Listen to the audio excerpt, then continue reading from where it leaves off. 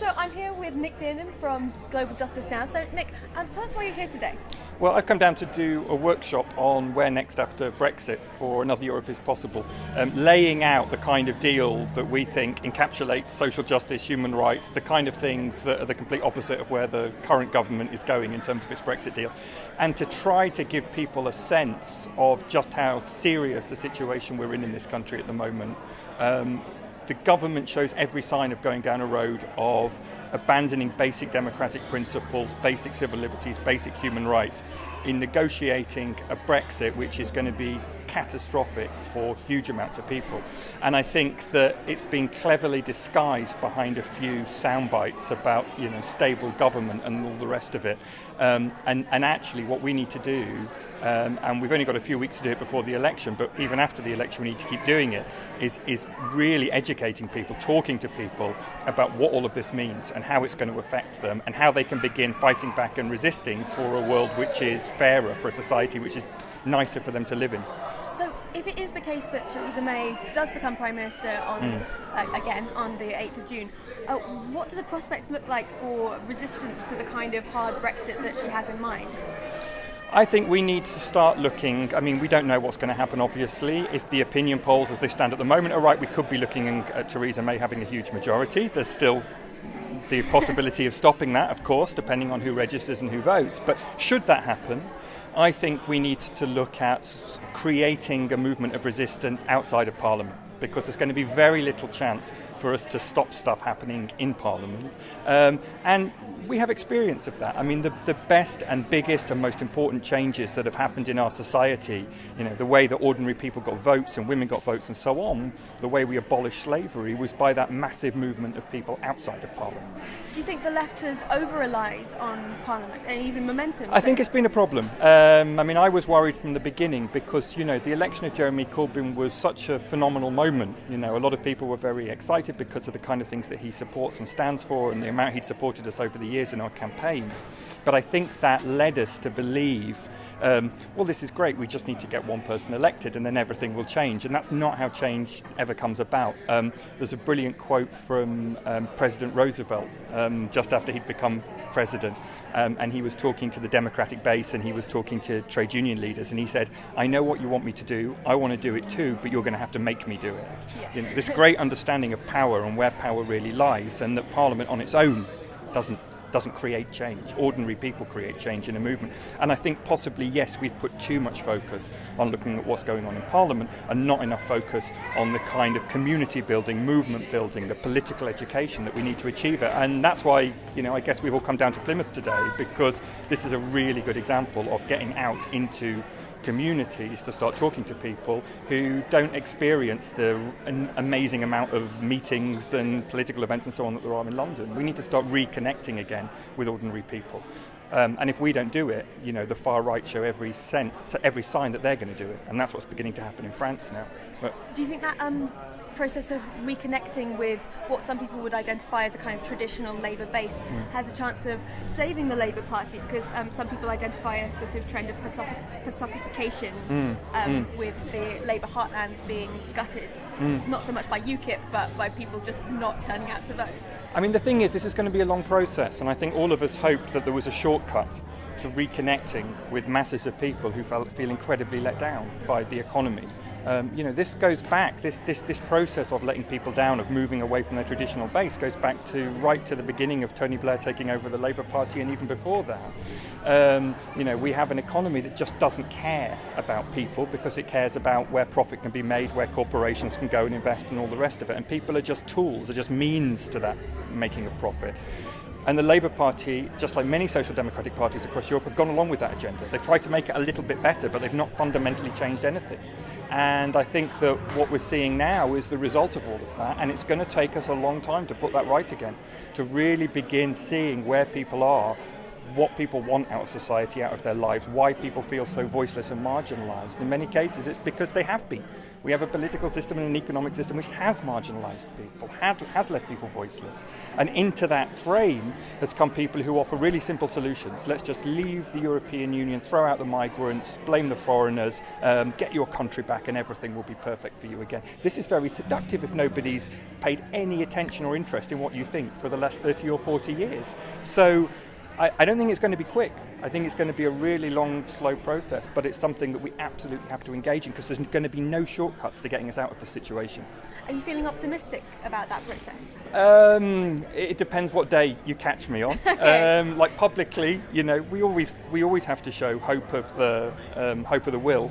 However we're feeling about the facts of the situation, because the fact of the matter is, if you don't try anything, you can absolutely guarantee it's not going to work. Nothing's going to work and nothing's going to change. You have to try. You're never exactly sure what it is that you engage in that will work.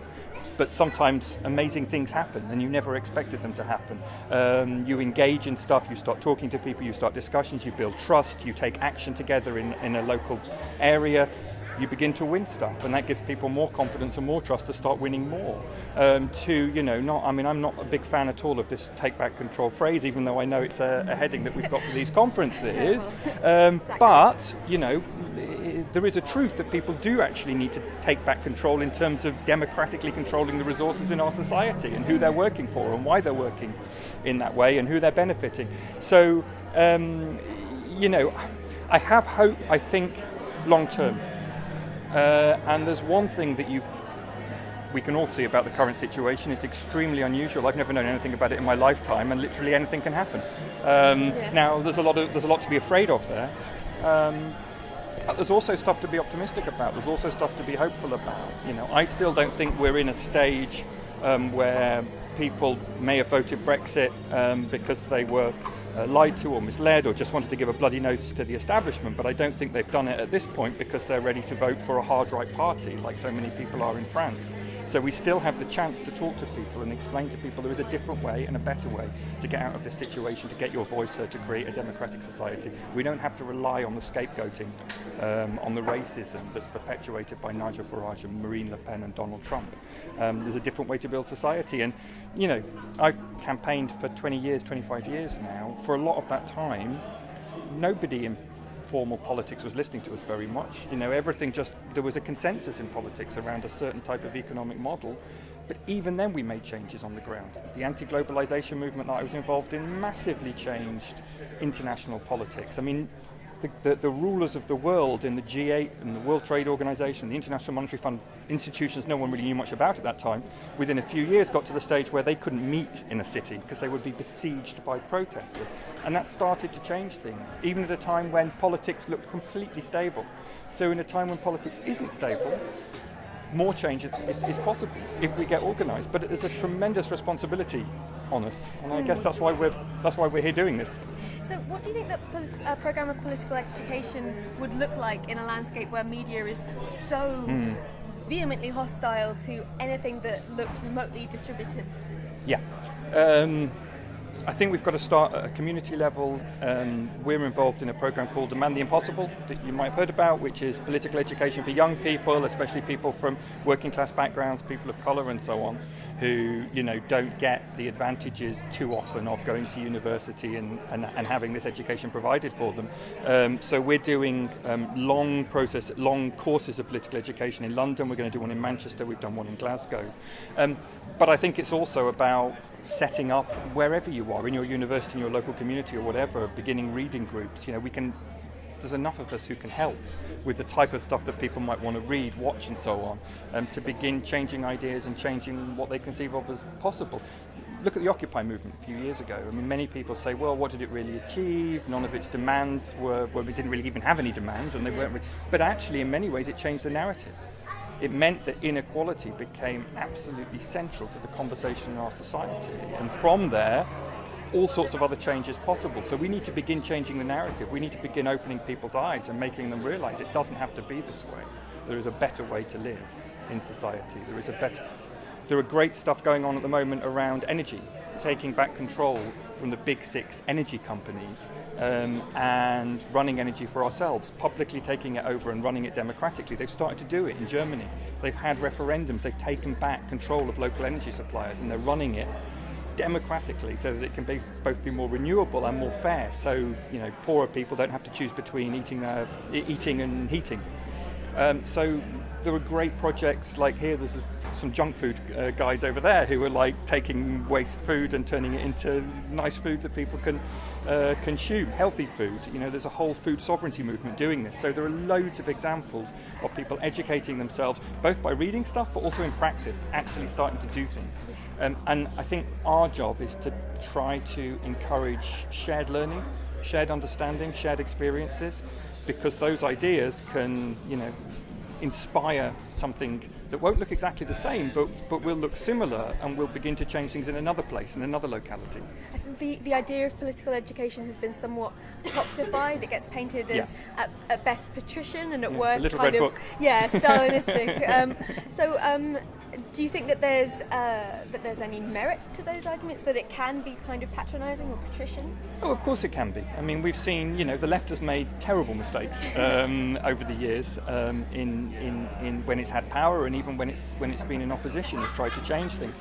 Of course, it can become about we know best and you will learn the exact way to do things, but it doesn't have to be like that. And I think we're in one of the most dangerous things about the current situation is the idea that there's nothing anybody can learn from what's gone before. There's nothing experts can tell you. There's nothing you can learn from books. Look, learning and political education isn't just about reading what some people in universities wrote 100 years ago, although that may be one element of it. It's also about learning about the tradition we stand in.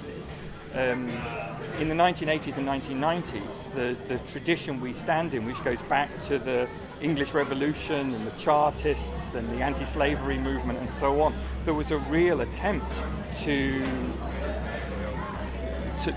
close off people from learning about that tradition, because as long as people don't know about that tradition, it makes change seem less possible.